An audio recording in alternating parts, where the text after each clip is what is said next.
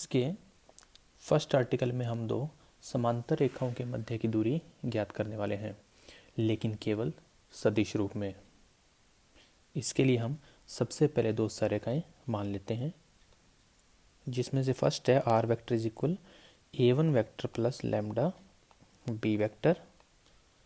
दूसरी है are vector is equal a2 vector plus lambda mu b vector. विशेष बात होगी कि या तो यहाँ पर दोनों सदिश एक समान होंगे या दोनों में सिर्फ एक कांस्टेंट का अंतर होगा। तो इन दो सररेखाओं के मध्य की अभिष्ट दूरी सूत्र होगा d बराबर b vector cross a2 vector minus a1 vector, इसका मोड अपॉन b वेक्टर का मोड। यानी पहले हमें इन दो सदिशों का वज्र गुणन करना है, फिर उसका मापांक ज्ञात करना है और उसके बटे में b वेक्टर का मापांक लिखना है, जो कि अभिष्ट समांतर रेखाओं के मध्य की दूरी होगी।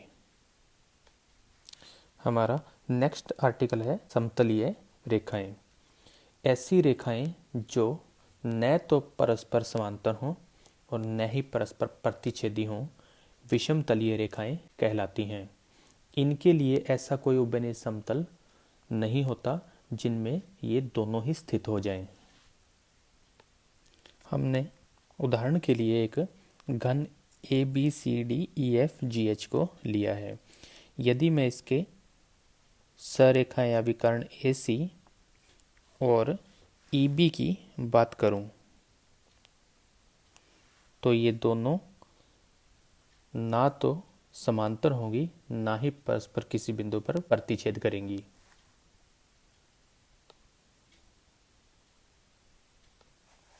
नेक्स्ट आर्टिकल में हम ऐसी विषम तलीय रेखाओं के मध्य की न्यूनतम दूरी को ज्ञात करेंगे। इसके लिए हम पहले सदिश रूप में विषम तलीय रेखाओं के मध्य की न्यूनतम दूरी को ज्ञात करेंगे, और यह है अपेक्षाकृत आसान विधि है।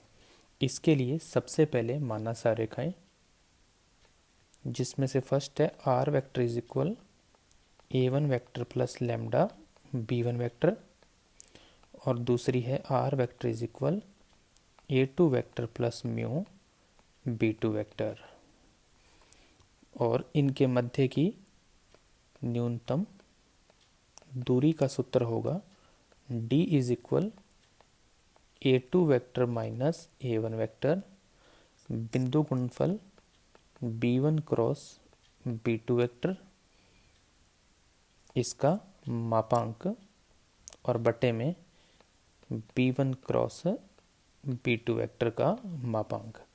यहाँ पर मापांक से हमारा आशय है कि हमें ऋणात्मक संख्या नहीं चाहिए। इस सूत्र की सहायता से दो विषम तलीय रेखाओं के मध्य की न्यूनतम दूरी ज्ञात हो सकती है। नेक्स्ट हम कार्तीय रूप में सररेखाओं के मध्य की दूरी ज्ञात करेंगे। इसके लिए माना सररेखाएं, जिसमें से फर्स्ट है x minus x1 upon a1 is equal y minus y1 upon b1 is equal z minus z1 upon c1, और दूसरी सररेखा है x minus x2 upon a2 y minus y2 upon b2 is equal z minus z2 upon c2। यहाँ पर x1 y1 z1 वह बिंदु होगा जिससे ये पहली रेखा गुजरती है, और x2 y2 z2 वह बिंदु होगा जिससे दूसरी सररेखा गुजरती है। a1 b1 c1 पहली रेखा के दिक् अनुपात, जबकि a2 b2 c2 दूसरी रेखा के दिक् अनुपात होते हैं।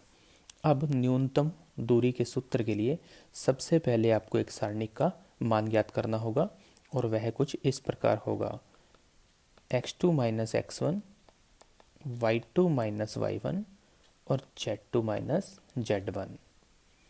दूसरा इसकी जो आएगी पंक्ति, उसमें आएंगे पहली रेखा के दिक् अनुपात, आखिरी पंक्ति में दूसरी रेखा के दिक् अनुपात,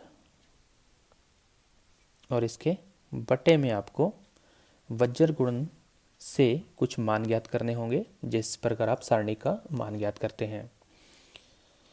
फर्स्ट आपको इनको हटाना पड़ेगा और इनका मान सारणी के हिसाब से ज्ञात करना पड़ेगा। तो हमें मिलेगा B1C2 माइनस C1B2 और इसका वर्ग।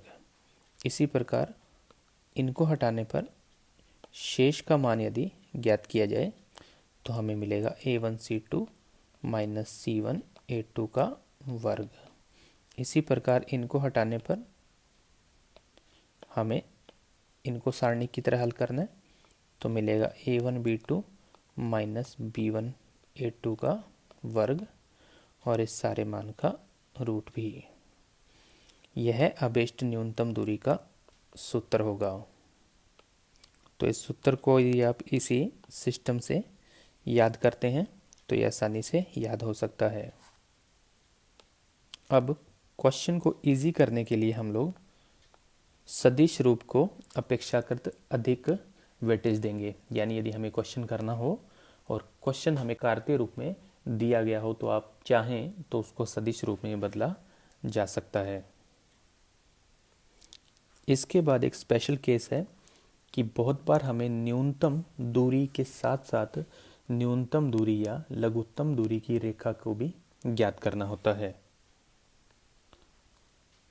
न्यूनतम दूरी की रेखा से हमारा अभिप्राय होगा दोनों रेखाओं पर लंबवत रेखा PQ को ज्ञात करना। इसके लिए हमारा फर्स्ट स्टेप होगा रेखा 1 पर बिंदु P और रेखा 2 पर बिंदु Q को ज्ञात करना।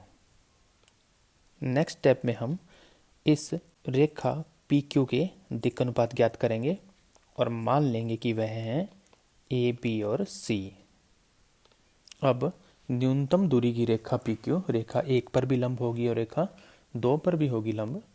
तो इस स्थिति में A1 plus B1 plus C1 बराबर 0 और A2 plus B2 plus C2 बराबर 0 होगा, जिनको नाम दे देंगे समीकरण नंबर 3 और समीकरण नंबर 4।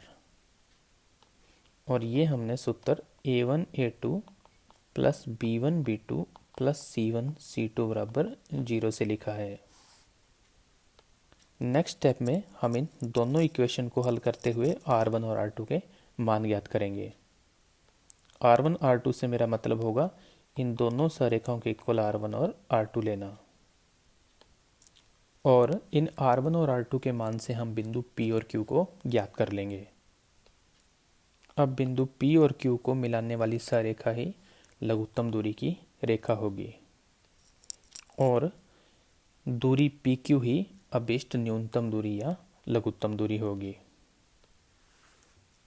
इस प्रकार एक्सरसाइज 14.5 के आर्टिकल्स पूर्ण होते हैं। अगले वीडियो के साथ जल्दी मुलाकात होगी। धन्यवाद।